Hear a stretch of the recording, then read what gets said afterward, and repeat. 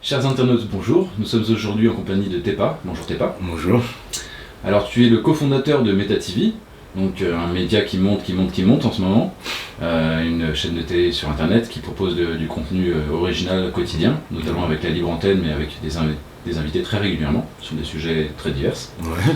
Alors avant qu'on parle de ce nouveau média MetaTV, j'aimerais que tu présentes ton parcours aux internautes, s'il te plaît. Alors mon parcours, moi j'ai commencé, on va dire, comme tout le monde, je fais de la musique avant d'arriver vraiment dans ce milieu-là. J'ai fait du rap pendant des années, j'en fais encore, accessoirement d'ailleurs, je continue.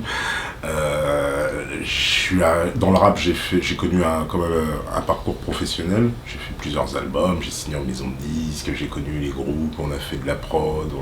Voilà, c'était quelles années que tu as commencé ? C'était dans les années 90, moi j'ai commencé avec Diabuse vers les années...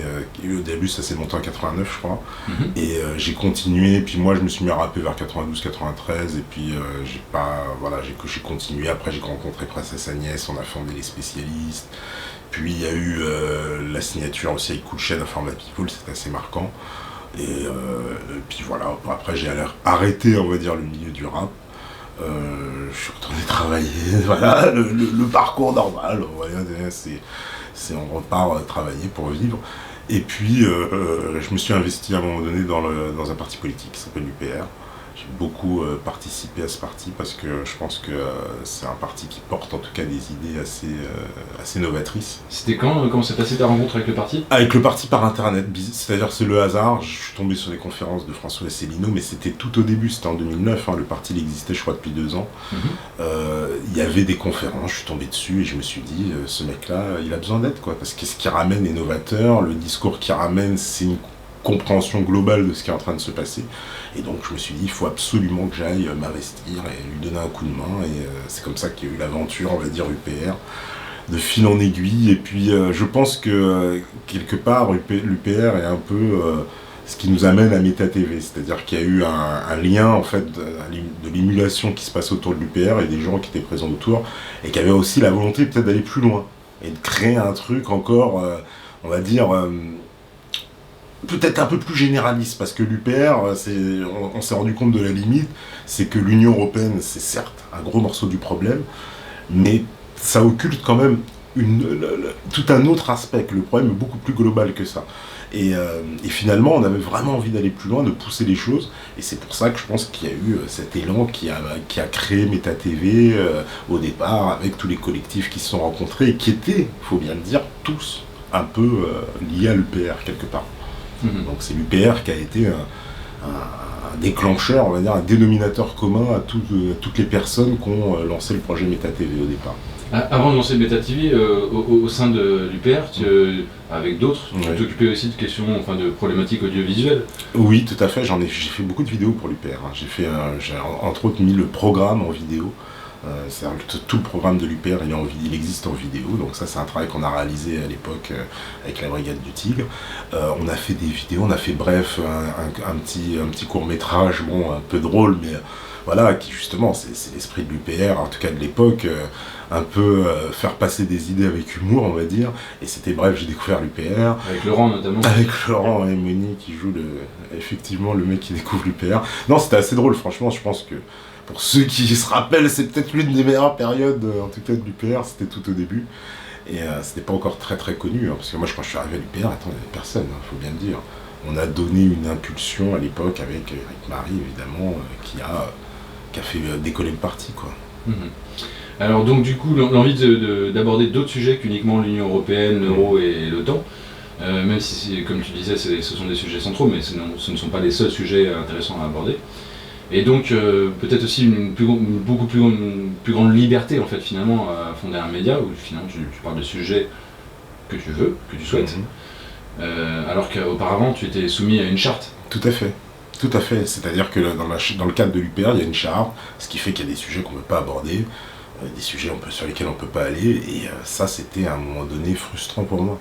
Et je dois bien dire même que le fait d'avoir récupéré ma parole aujourd'hui, d'avoir la parole libre, hein, plus comme du temps de l'UPR, bah, je me sens à un point au moins.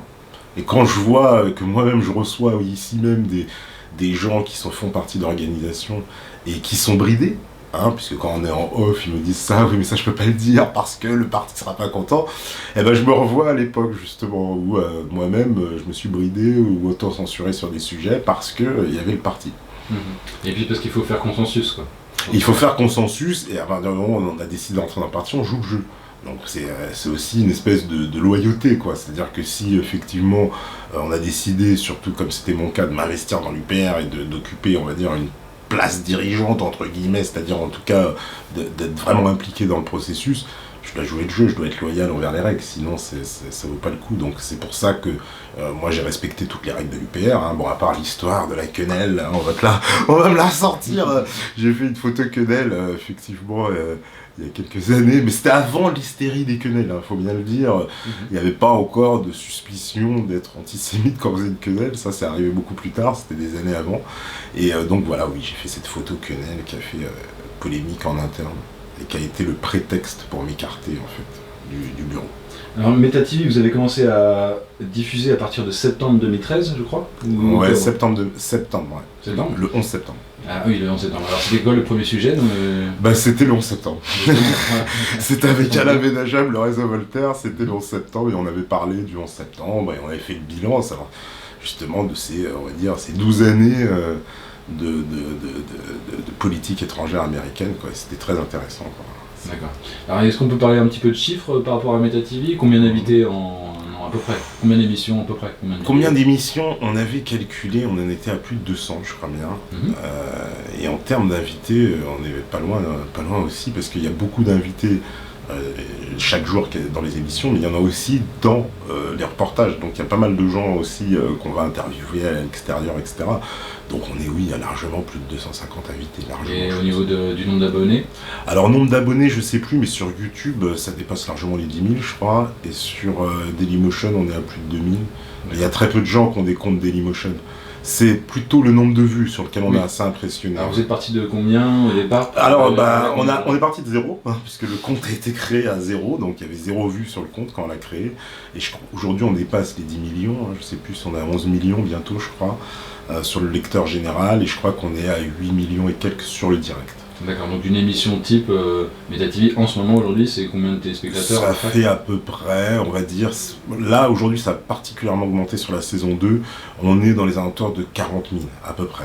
Par soir, à peu près. De visiteurs différents. 40 000 visiteurs sur le site. Parce qu'en fait, sur Dailymotion, il y a un compteur, mais ça indique un flot constant. Ce qui veut dire qu'en fait, il y a des gens qui se connectent, il y en a d'autres qui arrivent après, il y en a d'autres, etc. Oui, le compteur, c'est le nombre de gens qui sont connectés en même temps. Ouais. Donc nous, après, on fait les stats de nos connexions sur la soirée et on voit une émission. Alors aujourd'hui, les émissions rassemblent facile aux alentours de 40 000 à peu près en moyenne, donc ce qui est une belle moyenne. C'est très satisfaisant. On avait un chiffre sur la saison 1 qui était à peu près de 25 000, donc ça augmentait à peu près de 15 000 en quelques mois, quoi. Il y a eu, c'est vrai que sur la saison 2, on a vu vraiment les chiffres augmenter. Bon, on n'a pas, nous, agi particulièrement pour, hein. Peut-être c'est le Métatour qui a été un déclencheur, je pense. Ça a été une opération qui a bien fonctionné. Et peut-être que ça a ramené pas mal de gens, on s'en est pas aperçu, mais ça a ramené du monde. Ça crée du lien avec vos plus grands téléspectateurs qui eux-mêmes vont devenir vos meilleurs ambassadeurs par la suite. C'est un peu ça, c'est que ça a créé un lien particulier avec les spectateurs, voilà, et du coup, évidemment, c'est les meilleurs ambassadeurs, c'est eux qui vont faire la promotion. Je pense que c'est plus le bouche à oreille, hein. Nous, on n'a pas fait de campagne de marketing, on n'a pas fait de pub, on n'a jamais investi dans de la communication autre que Facebook, on va dire, pour faire des promotions. C'est vraiment le bouche à oreille. C'est le bouche à oreille. Alors aujourd'hui, MetaTV, c'est une équipe de combien de personnes? On est une quinzaine à peu près. Une quinzaine? Donc quel genre de profil? Il y a de tout, puisqu'il y a plusieurs secteurs, hein. Il y a le secteur informatique, il y a des secteurs, évidemment la rédaction, qui est le gros morceau, avec le site, et à la fois les reporters de terrain. On commence à en avoir de plus en plus, donc ça c'est pour ça qu'on peut se permettre maintenant d'envoyer des équipes, ce qu'on ne pouvait pas faire avant, c'est-à-dire que couvrir des événements à l'extérieur, ce qui fait que d'ailleurs qu'on se démultiplie, hein, beaucoup plus qu'avant. Avant on était très concentré sur l'émission, puisqu'on était moins, et aujourd'hui qu'on est un peu plus étoffé, on peut envoyer des équipes, et c'est beaucoup plus, ça enrichit d'autant plus le côté qu'il y a des interviews différentes, quoi. Parce qu'on va pas, des fois il y a des gens qu'on ne veut pas inviter, ou parce qu'ils sont loin, ou etc., quoi. D'accord. Et au niveau du statut que vous avez choisi plutôt une association, coopérative? On est encore une association, mais on passera de toute façon, si on doit passer en société, ce sera une société coopérative. D'accord, voilà. Ok. Mais on n'a pas changé l'esprit de départ qui voulait garder déjà l'indépendance, et ne pas rentrer dans un mode trop capitalistique. Alors on va revenir un petit peu sur le fond, là, parce que les chiffres c'est intéressant, mais c'est pour les matheux. Et donc au niveau des sujets que vous abordez, c'est vrai que c'est très divers. Parmi toutes les interviews récentes que vous avez faites depuis la rentrée ou même fin de saison dernière, quelles sont celles qui t'ont le plus marqué, qui t'ont beaucoup touché, que tu es fier d'avoir fait? Fier d'avoir fait. Il y en a plusieurs, hein. J'ai envie de dire, déjà moi je suis très content d'avoir fait découvrir Patrick Buren-Stenas à beaucoup de gens, c'est-à-dire l'alchimie. Alors voilà, c'est beaucoup de gens qui ont découvert. Alors, il y en a qui sont controversés, qui me disent oh oui, il y a un côté chétanesque, mais les gens voient un peu le chétan un peu partout. Mais en tout cas, moi j'aime beaucoup l'alchimie, je pense qu'on l'a fait découvrir à beaucoup de gens, et il y a beaucoup de gens, en tout cas on a énormément de retours, de gens qui nous remercient de l'avoir fait découvrir. Je pense que les émissions qui ont été très marquantes pour moi, il y a eu celle de l'Artigot, parce que c'est pareil, c'est une émission sur laquelle il y a eu énormément de retours. Il a traumatisé tout le monde avec la viande et le lait, le nombre de gens qui m'ont dit non mais j'ai vu l'émission, maintenant j'ai du mal à boire du lait. Il y a eu une émission, évidemment, enfin moi c'est pas une émission, mais l'interview qui m'a beaucoup marqué, évidemment, c'est l'interview avec Robert Forisson, qui était, je pense, un moment assez exceptionnel, quoi. C'est pendant le Métatour? C'est pendant le Métatour, ouais. C'est pendant le Métatour. On est allé à sa rencontre, donc chez lui, dans son département. Alors d'ailleurs, j'allais y venir, puisque celle-ci a eu des conséquences la semaine dernière. Oui, alors donc il y a eu une plainte de la LICRA contre cette interview pour certains propos. Donc pour le moment, une enquête est en cours. Donc c'est une enquête préliminaire. Et voilà, j'ai été convoqué à la police pour répondre, alors en tant qu'auditeur libre, soi-disant, pour répondre en tout cas des accusations portées contre la LICRA et pour savoir quelles sont les responsabilités de MetaTV. D'accord. Parce que MetaTV en tant qu'association risque d'être attaqué, mais toi en tant que directeur de la publication? Moi en tant que directeur de publication, je suis responsable. C'est MetaTV effectivement qui a attaqué, c'est pas moi en mon nom personnel, mais effectivement en tant que directeur de la publication, c'est moi qui suis responsable. D'accord. Et donc clairement, concrètement, ce que la LICRA espère, c'est vous faire payer des... Oui, c'est nous faire cracher, je pense. Je sais pas s'il y a une possibilité, effectivement, de fermeture, in fine, mais nous, on se sentira, de toute façon, voilà, on se défendra, on médiatisera l'affaire, on va pas se laisser marcher dessus quand même, mais on voit bien qu'ils veulent taper au portefeuille, oui, on connaît leur méthode, et on craint évidemment d'être sanctionné par une lourde amende, effectivement. D'accord, donc c'est un petit peu la prophétie autoréalisatrice. La prophétie du 1er avril, c'est ce que j'ai dit. Je me suis porté l'œil tout seul. C'est ce que j'ai dit, je me suis ensorcelé. Tu vois, la blague est devenue réalité, et la blague qui nous a fait finalement connaître va se transformer en essai programmé. Alors ce qui est assez marrant d'ailleurs, parce qu'à l'époque, il y avait pas mal de gens qui me disaient « Oui, vous avez profité du révisionnisme, mais vous oserez jamais en parler ». Alors du coup ils se sont retournés, il y en a plein, ils m'ont envoyé des excuses. Ah bah finalement oui, vous avez montré que non, finalement vous en avez parlé, bah oui, on va le payer cher même d'en parler, voilà. Mais alors, tu m'avais interviewé dans ton émission il y a un petit mois, et tu m'avais demandé pourquoi j'abordais pas effectivement ces sujets-là, et j'expliquais qu'effectivement avec la loi Guessos, c'est courageux, voire téméraire d'en parler, et que ça a des conséquences. Donc ma question c'est, toi en particulier, et puis MetaTV en général, vous saviez vous doutiez que ce genre de problème allait arriver? Oui, on s'en doutait un peu, on a pris le risque. C'est pas la première fois, hein. La LICRA a déjà tenté en fait de faire interdire une de nos vidéos au mois de juillet. Voilà, au mois de juillet, ils avaient déposé une plainte déjà pour une autre vidéo de Forisson toujours, mais cette fois une vidéo de 10 minutes. D'ailleurs, la vidéo, il n'y a pas grand-chose. Hein. Il faut dire qu'à l'époque, on avait reçu un recommandé. Et dans les propos qui étaient retenus par la LICRA, il y avait même une de mes questions. J'avais trouvé énorme, quoi. Donc, c'est-à-dire ma question était litigieuse, semble-t-il. On n'a pas le droit de poser de questions non plus. Ensuite, sur cette vidéo, on n'a pas trop cédé. En fait, ce qu'on a fait, c'est qu'on a retiré effectivement la vidéo, puisque c'était demandé sur le compte Dailymotion, puisqu'on se veut un compte clean, on va dire. Mais on l'a laissé sur YouTube. Mais il faut dire que YouTube, eux, s'embarrassent pas de notifications comme Dailymotion, et lorsqu'il y a une vidéo qui leur plaît pas, il la dégage tout seul, ils te disent rien, et il la dégage. Et c'est un peu ce qui s'est passé avec les vidéos. Hein. Les 2 vidéos de Forisson, en fait, elles ne sont plus accessibles en France. Voilà. Donc ils ont, voilà, je sais pas, ils ont mis une espèce de filtre sur la France. En fait, quand tu te connectes de l'étranger, tu peux les voir, mais pas de la France. La Belgique, la Suisse. Oui, de la Belgique, tu peux. Voilà, les Belges m'ont dit qu'elle était accessible de la Belgique. Et en même temps, ils n'ont pas de loi à faire abuser Guesso. En même temps. Ok. Un autre sujet aussi, on va pas forcément en parler pendant des heures, mais c'est vrai que tu avais reçu Alain Soral dans ton émission. Et d'un côté, bon, nous, dès qu'on. Votre média comme le nôtre, dès qu'on a un interview quelqu'un comme Forisson, bah, le média est tout de suite taxé d'être un média négationniste, révisionniste, etc. Et pareil, souvent on est accusé d'être soralien. Donc, qu'est-ce que tu réponds aux gens qui disent Meta TV c'est un média soralien? Ah bah je dis, renseignez-vous, allez sur Facebook, vous verrez que pas du tout, qu'on n'est pas du tout dans les bonnes auspices de Monsieur Soral, et qu'au contraire, il est plutôt fâché contre nous. Voilà, nous justement on est indépendants, ça a toujours été notre marque de fabrique depuis le début, moi je cesse de le marteler, on n'a aucune pression, voilà, on a toujours, effectivement, on est respectueux du travail des uns et des autres, mais on n'est pas un féodé à une chapelle pour autant. Hein, autant, voilà, on a beaucoup de respect pour le travail d'égalité et réconciliation, et le travail qu'a accompli Monsieur Soral sur certains aspects, mais voilà, on n'est pas un féodé à lui et on garde notre indépendance. Et si moi demain, voilà, j'accepte, c'est un peu comme, voilà, j'accepte cette interview que tu me donnes, j'ai pas à demander à, je sais pas, quelqu'un avec qui t'es en guerre s'il est d'accord, ça me regarde pas et ça ne le regarde pas. C'est un peu ça. Si Monsieur Soral est en guerre avec Monsieur X et moi, Monsieur X me demande une interview, moi j'ai pas à demander à Monsieur Soral d'avoir l'autorisation de Monsieur X. C'est un peu ça. Donc je pense que tout ça est un vague prétexte. Voilà, il y a certainement des raisons plus profondes derrière. Et puis je pense qu'en plus en ce moment il y a d'autres chats à fouetter. On a un peu, je trouve, je me retrouve en fait au milieu d'un feu que les gens ont voulu mettre et que voilà, j'ai rien à foutre là parce que de toute façon nous on a entretenu, j'ai envie de dire, les rapports les plus simples qui puissent exister avec lui, dans la mesure où il est venu une autre émission. Il y a eu une deuxième interview aussi de 10 minutes avec un responsable de R dans une assemblée générale de Lille, voilà.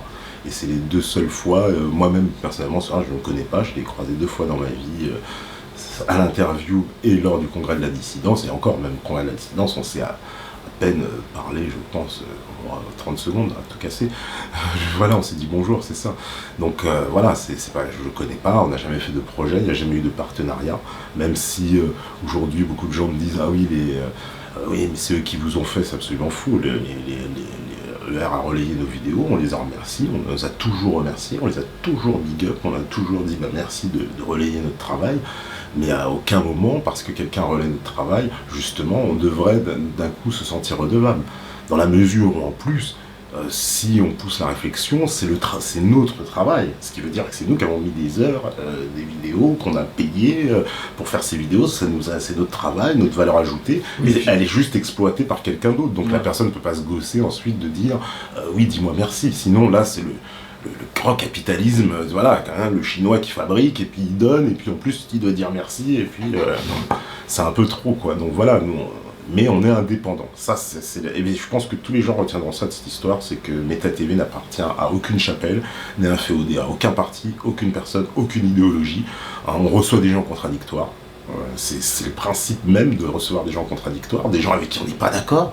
Je veux dire, moi, combien de personnes, faut pas croire que sur les 250 invités, je suis quand même d'accord avec tout le monde, ça serait impossible, c'est les gens les plus contradictoires possibles. Voilà, j'essaye, dans la mesure du possible, je le dis bien, de garder une objectivité, même si je sais que ça n'existe pas, mais voilà, en tout cas d'amener même justement de la contradiction à des invités avec qui je suis d'accord. Voilà le paradoxe, c'est pour ça que je parle souvent, je dis je fais l'avocat du diable, pour justement faire exprès de rapporter une contradiction à un invité, je pense que c'est important. Mais après, voilà, on sera pas un féodé, quoi. On va pas se soumettre à la loi de... Voilà, pour moi, la dissidence, ce qu'on appelle dissidence, c'est un mouvement. qui s'est prénommé d'ailleurs Dissidence. Hein. Moi, les gens me mettent dissident, mais moi j'ai jamais demandé à être dissident. C'est un qualificatif qu'on te donne comme ça. C'est-à-dire qu'en fait, qu'est-ce qu'est dissident? C'est le fait simplement le fait d'être en contradiction et le fait de ne pas être d'accord avec quelque part la pensée générale, on va dire l'espèce de pensée unique, la doxa qui s'abat sur tout le monde, fait de vous un dissident. C'est comme ça.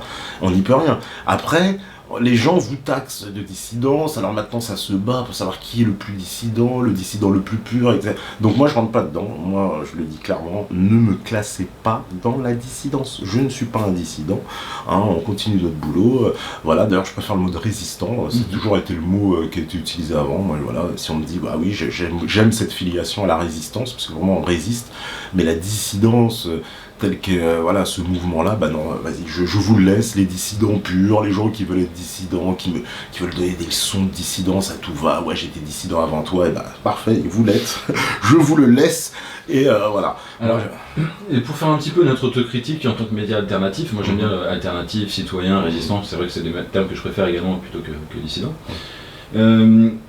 Notre critique, c'est vrai que pendant longtemps on a entre guillemets flirté, j'aime pas trop le terme flirté, mais avec la mouvance soralienne, c'est-à-dire que on n'a jamais été comme les médias mainstream à dire c'est toute la merde, etc. C'est le diable, ce mec-là est antisémite jusqu'à la moelle.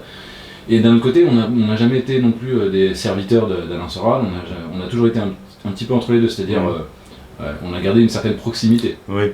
Alors, ce que je veux dire, c'est que peut-être que pour faire notre autocritique, peut-être qu'il y a certaines critiques d'Alain Soral, en particulier, je parle moins de R, mais surtout d'Alain Soral, en tant que leader de R et en tant qu'intellectuel. Peut-être qu'une critique évidente qu'on aurait dû faire depuis bien longtemps et qui est en train aujourd'hui d'exploser, cette critique, à travers ses plus proches collaborateurs, parce qu'il a une personnalité qui est ce qu'elle est, mais qui est effectivement qui laisse peu de gens indifférents. Pour faire simple. Est-ce que c'est vrai est-ce qu'on n'aurait pas pu faire nous-mêmes une critique d'Alain Soral un peu plus tôt en tant que média alternatif? Moi, je pense que y a déjà Alain Soral, il faut bien l'avouer, je vais rester justement objectif, j'essaie de tenter, mais il est vrai qu'il fait l'objet d'attaques constantes du système. C'est-à-dire le système est quand même assez en train de lui taper dessus constamment.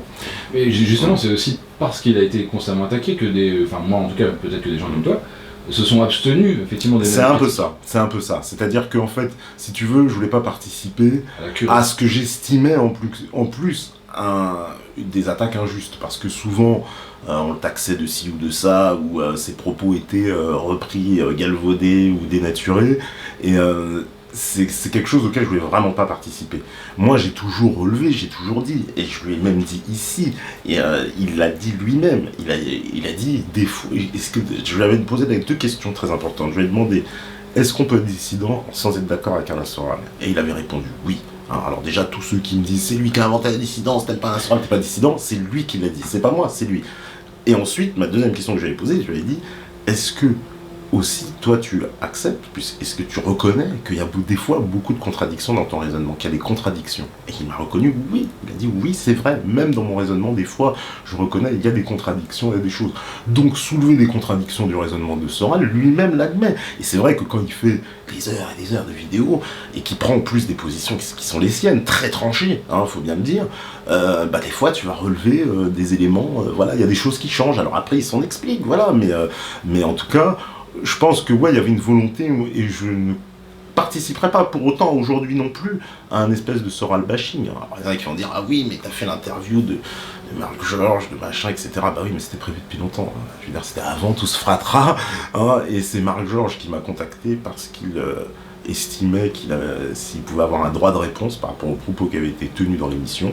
Et donc, nous, on a accepté en disant oui, c'est vrai que les propos étaient très durs tenus dans l'émission, on accepte de donner un droit de réponse parce que justement, on est indépendant. Même si on a donné la parole à Alain Soral et qu'on peut autant l'apprécier, je suis désolé, on peut aussi donner la parole à Marc Georges. On ne rentre pas, voilà, on ne prend pas parti dans le conflit qui les oppose. Et d'ailleurs, je trouve ça très bien, puisqu'aujourd'hui, les gens ont pu se faire une opinion réelle en donnant la parole à Marc Georges de ce qu'il en était de leur relation, et chacun, moi je pense que c'est ça qui est le plus, le plus intéressant, c'est qu'au final les gens puissent se faire leur opinion. Au lieu de censurer et de dire ah non, lui on le fait pas parler, on lui donne pas la parole, ça veut, in fine, ça lui donne raison, parce qu'il va dire bah voyez, on me censure, bah si on me censure, ça veut dire que ça fait peur, si ça me fait peur, ça veut dire que j'ai raison, si les gens ont peur d'écouter mon propos. Or non, il faut donner la parole, il faut qu'ils puissent venir et que les gens se fassent leur opinion, et c'est exactement ce qui s'est passé, et c'est ça qui est très important. C'est tout l'inverse, voilà. Hein, Jean Robin, je pense que c'est exactement la même chose. Il est venu, ça a provoqué aussi des remous, des polémiques pour certaines personnes, mais au final, les gens se sont fait une opinion de Jean Robin, et beaucoup de gens ne le connaissaient pas, parce que ça aussi, il y a le petit milieu dissident qui considère que tout le monde connaît tout le monde, etc. Non, nous, on a un véritable rôle de... j'ai envie de dire de découvreur, voilà, de faire découvrir aux gens des choses qu'ils ne connaissent pas. Et je l'ai remarqué, parce que moi aussi je pensais qu'au début Méta TV on ne s'adressait uniquement qu'à des gens, on va dire des initiés, voilà. Mais c'est pas vrai du tout. Et on l'a vu dans le Métatour. On a vu que c'est tout l'inverse, qu'il y a une partie de notre public qui est effectivement initiée, mais il y a une autre partie qui n'est pas du tout initiée. C'est une autre partie qui est, en fait, j'ai presque envie de dire, en phase de dématrixage. C'est-à-dire que ce sont des gens qui découvrent des choses, des problèmes auxquels ils n'avaient pas pensé, des personnes qui ne connaissaient pas, voilà, me dit Jean Robin, mais il y a plein de gens qui ne connaissaient pas Jean Robin, non, c'est dans le petit milieu dissident qu'on connaît. Certaines mauvaises langues diront que c'était pas une perte non plus. Oui, je suis d'accord, il y en a plein qui au moment même qui vont entendre cette parole, ils disent, mais justement, pourquoi vous l'avez mis en avant, vous allez mieux pas le connaître. Mais voilà, bon, il existe, après on peut aussi discuter. En même temps, c'est les petits cons du cercle des volontaires qui disent ça. C'est les petits cons du cercle des volontaires, effectivement. C'est de bonne guerre, pour que les internautes comprennent, voilà, c'était un petit peu emporté à notre égard. Oui, il avait été depuis on lui lance des un peu injuste, voilà, pour laisser une interview qui avait mis du temps en ligne, et c'était une merde. Et l'impatience. Ouais. Oui, je trouvais ça un peu aussi un peu exagéré. Un peu immature, ouais. Mais bon, c'est comme ça. Merci pour cet entretien. Alors, quels sont les nouveaux formats qu'on risque de découvrir sur la saison 2014-2015 chez Méta TV, des nouvelles émissions Alors, en préparation, effectivement, on aurait essayé de proposer une nouvelle émission, mais en tout cas, le nouveau format, c'est ce qu'on avait promis depuis longtemps, c'est les débats. Et le premier débat, ce sera début janvier. Donc, il y aura un premier débat. Je peux l'annoncer avec Christian Van Est et Adrien Abosi, donc sur évidemment la fameuse contre-histoire du général de Gaulle qui a fait aussi tant de bruit. Alors il n'y a pas encore de loi pour nous interdire de parler de ce sujet-là, mais c'est un sujet, voilà, pareil, où je pense qu'il n'y avait pas eu beaucoup d'émissions de télé en France qui ont accepté de recevoir un discours comme celui qu'a tenu Adrien Abosi et qui presque réhabilite en tout cas les mémoires du maréchal Pétain en nous expliquant que tout n'est pas en fait tout n'est pas noir et tout n'est pas blanc, voilà, qui nous sort de ce mécanisme binaire de l'histoire où il y aurait des gentils, des méchants, où il y aurait des gens forcément bien intentionnés et d'autres ce serait le diable absolu, et que tout est plus complexe, comme finalement dans la vie, et comme un humain est plus complexe, on n'est pas que gentil ou que méchant, on est une nuance des deux. Ok. Bien, t'es pas, merci beaucoup. Merci à vous, merci au cercle.